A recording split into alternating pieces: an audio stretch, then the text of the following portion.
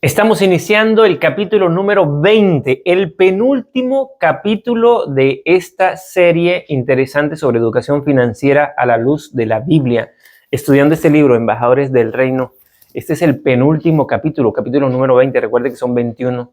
Si ha llegado hasta aquí, lo felicito. Lo felicito haber aprovechado el contenido que está aquí en el canal de YouTube. De hecho, le recomiendo, si no lo ha hecho, para que repase ese contenido, también para que lo comparta, así como ha sido de bendición para usted, porque para mí ha sido una bendición. También es bueno que sea de bendición para otras personas, para que nos eduquemos en esta parte de las finanzas, de la economía. Estamos entrando ya al capítulo 20.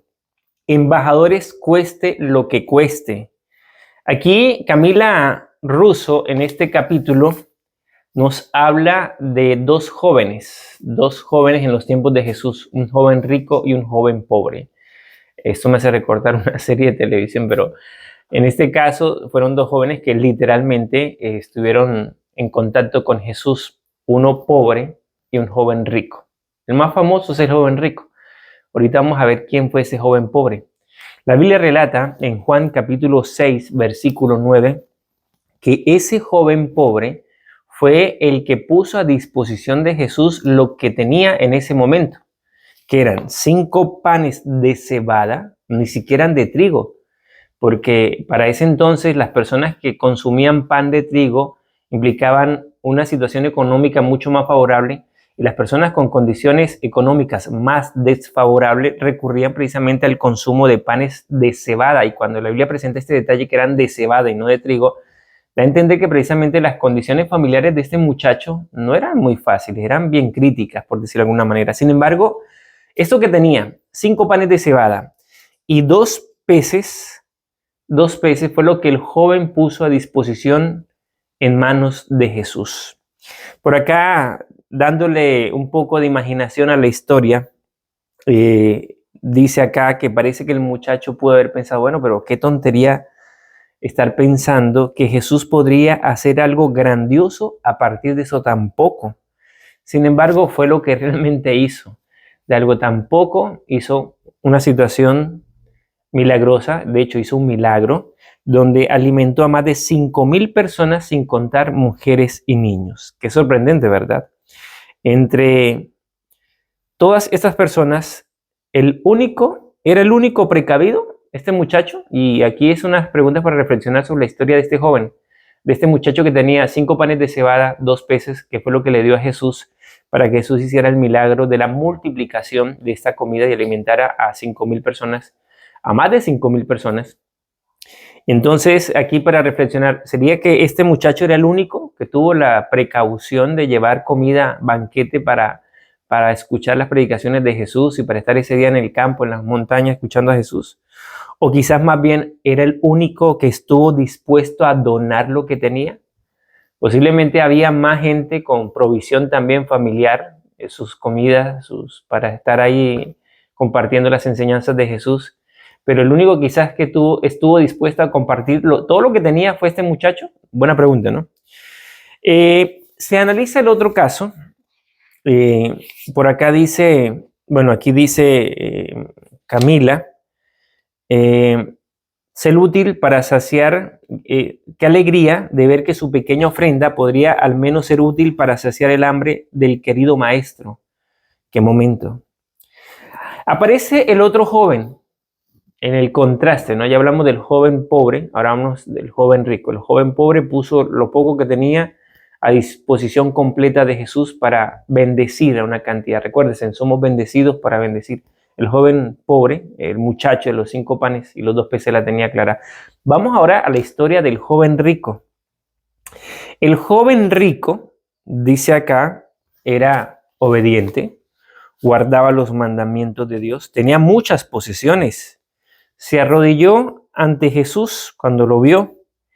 Le preguntó qué tengo que hacer para heredar la vida eterna. Era un muchacho correcto desde su infancia. Sin embargo, Jesús lo puso a prueba con sus cosas materiales, con sus posesiones, y le dijo: anda y vende todas tus posesiones y entrega el dinero a los pobres y tendrás tesoro en el cielo. Después ven y sígueme. La reacción fue distinta. nosotros conocemos la historia de que el joven rico se fue triste porque amaba más lo que tenía. Como les dije en algún momento, en los contenidos anteriores, o sea, es fácil ver la situación desde la tribuna, ¿no? Una cosa es sentarnos a ver el espectáculo y otra cosa es estar en la arena, allí en el terreno de juego, haciendo partícipe directo y protagonista de las jugadas, haciendo como una aplicación de que es fácil ver desde la tribuna la historia del joven rico, pero ¿qué tal si tú llegase Jesús a ti, a tu vida, a pedirte tus posesiones, todo lo que has tenido, todo lo que Dios te ha dado más bien, y te pide el Señor que las entregues? O sea, ¿cuál sería tu reacción? Si el Señor dice, bueno, dame todo lo que tienes para la causa, para santos propósitos, para bendición de otros. En el caso del joven rico, Jesús le dijo, dalo a los pobres, o sea, para bendecir a otros. ¿Cuál sería tu respuesta? Miramos al joven rico que se fue triste, pero en tu caso, o sea, él puso por encima de la salvación y de la vida eterna y de los tesoros celestiales las cosas materiales, perecederas, temporales. Al fin de cuentas, murió y no se llevó nada. Pero muchas veces nuestro corazón egoísta y tan apegado a lo material nos embrutece, ¿sí? Por decirlo de alguna manera, que no tomamos las decisiones más acertadas en comparación a una eternidad, a lo temporal de este mundo. El joven rico, dice la historia, que se fue triste. Aquí dice Camila Russo, dice, dos jóvenes, uno pobre, otro rico. Uno salió del encuentro con Cristo con el corazón lleno de alegría, el otro con el corazón lleno de tristeza. Ambos estaban dispuestos a escuchar al maestro, pero solo uno tomó en serio el propósito de darse completamente por su causa. Irónicamente, el que disponía de muy pocos recursos. ¿Cierto? Dos jóvenes, cada quien tenía lo suyo. Irónicamente, el que menos tuvo fue el que le entregó todo, literal, por lo menos lo que tenía en ese momento, para sonreír, hacer sonreír al maestro, y no solo eso, sino para bendecir a una cantidad de gente. Tremendo, ¿no? El tema de las cosas materiales, aunque todos estos capítulos que hemos estado estudiando en los videos anteriores nos enseña a ser administradores, en que no es pecado producir, en que no es pecado ser rico, en que no es pecado tener dinero, en que no es pecado tener posesiones, terrenos, casas. O sea, el pecado es cuando se apega el corazón a esas cosas por encima de Dios. Eso es lo terrible. Que empieza a doler serle fiel a Dios, que empieza a doler ayudar a otras personas. Y este capítulo, Embajadores, cueste lo que cueste, ya nos está haciendo reflexionar, ya está empezando a hacernos pensar. Cuidadito, nuestra historia. Tenemos dos ejemplos, joven pobre y joven rico. Nuestra historia, ¿quién se va a parecer? Y eso es lo que está haciendo énfasis este capítulo. Por acá dice, quiero llamar tu atención a un detalle. El joven rico era totalmente obediente a los mandamientos de Dios. Podríamos concluir que era probablemente, devolvía el diezmo con regularidad, guardaba el sábado desde la puesta del sol y hasta la puesta del sol, administraba sus negocios con absoluta honestidad, era bondadoso y justo con sus empleados, respetaba las leyes civiles y las autoridades constituidas, se portaba con honra y dignidad, trataba a todos con gentileza. ¿Qué ejemplo? A pesar de todo eso, persistía dentro de él una incomodidad, una duda en cuanto a qué más debería hacer a fin de heredar la vida eterna. Sentía como si le faltara algo. No sabía qué era hasta que Jesús se lo reveló.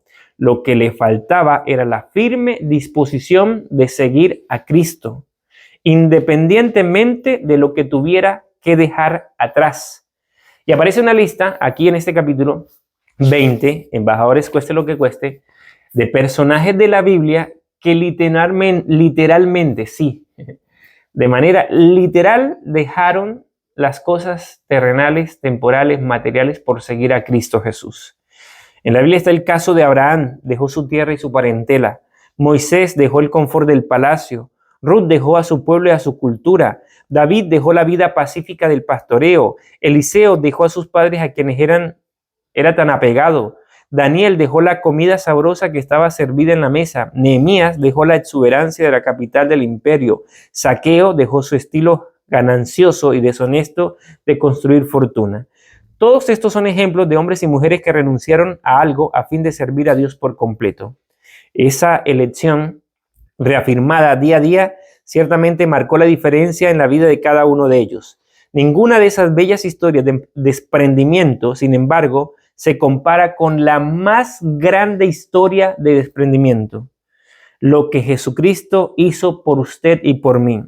Renunció a todo lo que tenía, a su posesión, para venir a morir en la cruz como un humilde siervo para darnos la salvación y la vida eterna. Y el mismo Jesús, nos incentiva. Y aquí aparece un texto de Marcos capítulo 10, versículo 29 y 30. Les aseguro que todo el que haya dejado casa o hermanos o hermanas o padre o madre o hijos o bienes por mi causa y por la buena noticia, recibirá ahora a cambio 100 veces más el número de casas, hermanos, hermanas, madres, hijos y bienes, junto con persecución. Y en el mundo que vendrá, esa persona tendrá la vida eterna. 100 veces más. Aquí Camila Russo hace la comparación de que ni el SPY, el SP500, que es un índice en la bolsa de valores, da una rentabilidad como la que Jesús nos ofrece.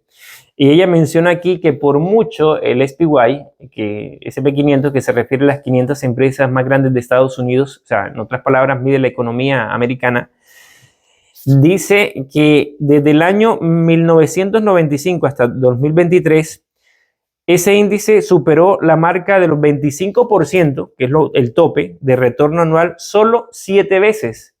Jesús nos está ofreciendo el 100%. Ni el SPY, que es uno de los índices que tiene una tendencia al crecimiento, ha tenido o ha remunerado ganancias de tal porcentaje como la que Jesús nos ofrece a cada uno de nosotros. Y no solo eso, la vida eterna. Yo creo que indistintamente de las cosas materiales hay algo más lindo. Decía alguien, no, o se lo digo a usted también, entre tener cosas materiales y salud, ¿qué prefiere? ¿Qué prefiere? ¿Para dónde va? Entre tener cosas materiales y quizás enfermo, o tener salud y quizás no tener cosas materiales, ¿por dónde se le va a usted la opción? ¿Cuál escogería? Evidentemente, yo creo que con sentido común, pues obvio, la salud por delante, ¿cierto? ¿Qué se saca con tener cosas materiales y enfermo, agonizando ya en una mala vida porque la salud no está buena? En cambio, tener salud es un gran regalo de Dios, una gran bendición. Ahora, ¿por qué yo hago esta comparación y le pregunto esto? Que yo me imagino que la respuesta es de sentido común. Todos preferimos tener la salud, distintamente las cosas materiales. Lo digo porque lo mismo pasa en la comparación de vivir en este mundo, vida limitada, vida en este planeta Tierra llamado con años contados. ¿Qué es preferible? ¿Tener una vida en estos años contados o aspirar a la eternidad, a una vida eterna en Cristo Jesús? Yo creo que también la respuesta debe ser obvia, ¿no? Es preferible tener la vida eterna por los méritos de Cristo que limitarse a unos cuantos años aquí en la tierra, que tarde o temprano nos vamos a morir. Pero para aspirar a la vida eterna hay que obviamente aceptar a Cristo, seguir en los caminos del Señor Jesús, seguir en sus enseñanzas. Eso es clave, aceptarlo primeramente en el corazón. Aquí dice también con respecto a esto que está diciendo Jesús en Marcos capítulo 10, versículo 20 y 30, también habla de que el joven rico parecía ser enteramente de Cristo, pero no lo era. Y lo que lo impedía no era la persecución. Esa es la referencia que aparece en Marcos 10, 29 y 30. Acuérdense que íbamos a recibir 100 veces casas, no sé, todo lo que Jesús dijo. Bueno, no sé qué, no, sí sabemos qué, porque ahí dice casas, hermanos, hermanas, madres, hijos y bienes, junto con persecución, dice el texto. En el caso, y hace la comparación Camila, en el caso del joven rico dice que él no sufrió persecución, no. Lo que lo detuvo fue la idolatría. Sí, idolatría entre servir a Dios y al dinero. Mateo 6:24. Ese joven prefirió servir al dinero. Infelizmente, muchos que profesan guardar todos los mandamientos de Dios están haciendo la misma cosa. Muchos que decimos ser cristianos, adventistas en nuestro caso, cristianos, juzgamos al joven rico, pero nos parecemos al joven rico. Tenemos también un ídolo, las riquezas. Desgraciadamente, y aprovecho para decir, hoy en día, en esta cantidad de iglesias raras, evangélicas, no quiero ponerme en la posición de juez, pero es evidente lo que estoy diciendo. y hay que aplicar criterio también. Entre estas situaciones que se viven en iglesias cristianas evangélicas, que no enseñan la verdad de la Biblia, van detrás entre tantas cosas engañosas, van detrás de lo que se le llama la teología de la prosperidad. Y este asunto de la teología de la prosperidad es precisamente enseñarle a la gente eso como si fuera la esencia del evangelio. Y se enfocan en eso. Ese es ¿cómo decirlo? A ver, su caballito de batalla, por decirlo de alguna manera, su mensaje especial de la teología de la prosperidad. Hablar solamente de cosas materiales, de ser bendecido, de ganar, de tener, cuando eso no es ni el ejemplo de Jesús, ni la enseñanza de la Biblia, ni lo que nosotros los cristianos tenemos que aspirar en este mundo. Que, vuelvo y digo, y siempre lo hemos dicho, no es pecado tener cosas materiales, pero eso no debe ser el propósito. Eso debe ser secundario. La Biblia dice, buscad primeramente el reino de Dios, primeramente el reino de Dios, Mateo 6:33, y su justicia, y lo demás vendrá por añadidura. No dice, buscad primeramente el reino de esta tierra, las cosas materiales. Tristemente, esa teología de la prosperidad es un desenfoque del evangelio terriblemente, y claro, hay una cantidad de gente que le gusta eso. Aquí está precisamente, le gusta eso y no se ponen a pensar, como el ejemplo que les di ahorita, entre salud y enfermedad.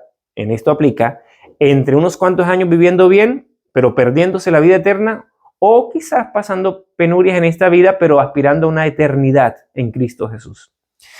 Viviendo en el palacio, ¿no? En la santa ciudad, en la Nueva Jerusalén. Por acá sigue diciendo, en una comparación entre el joven pobre y el joven rico, el rico sería el primero en la visión del mundo. Sin embargo, en la visión del cielo, el pobre es el primero, pero no por su condición, sino por su disposición.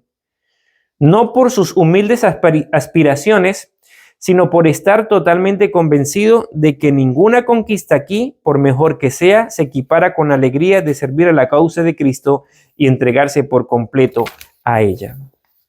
A todos nosotros, el Señor nos confía recursos, a unos más, a otros menos. El hecho es que, independientemente de la cantidad confiada, el propósito es igual para todos, servir a los intereses de la patria celestial. Hacemos esto cuando ponemos a Dios en primer lugar. En el campo de las finanzas eso significa, y aquí aparecen 8 puntos. Primero, trabajar con dedicación y esmero. Segundo, obtener nuestra ganancia de manera justa y honesta. Tercero, consagrar fielmente la parte a Dios que le pertenece, que el Señor reclama como suya en la forma de diezmos y ofrendas. Cuarto, contribuir generosamente para aliviar el sufrimiento del prójimo en necesidad y llevar adelante la predicación del Evangelio. Quinto, pagar los compromisos a tiempo para no deber nada a nadie. Sexto, ahorrar e invertir con sabiduría para multiplicar.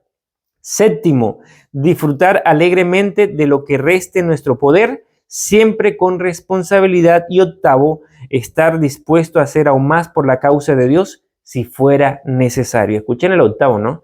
Estar dispuestos a hacer aún más por la causa de Dios si fuera necesario.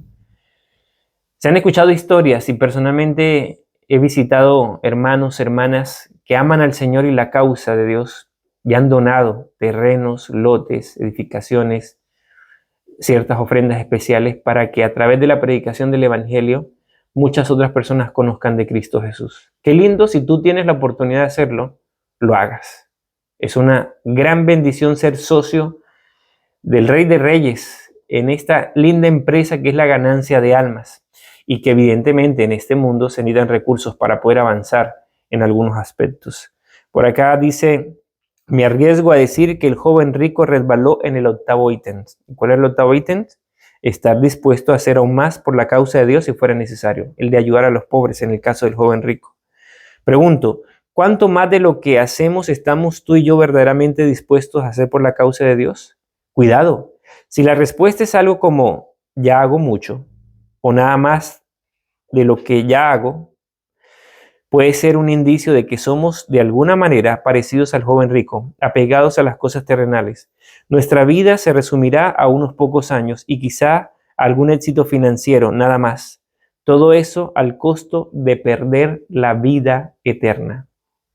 No permitas que eso suceda. Dejo el siguiente espacio para que reflexiones en oración. Y esta pregunta es para que tú te la respondas. ¿Qué te impide hacer más por la causa de Dios?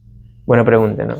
Hemos estudiado el capítulo 20, embajadores cueste lo que cueste, y obviamente en la comparación del joven rico y del joven pobre. Dos historias, dos destinos distintos.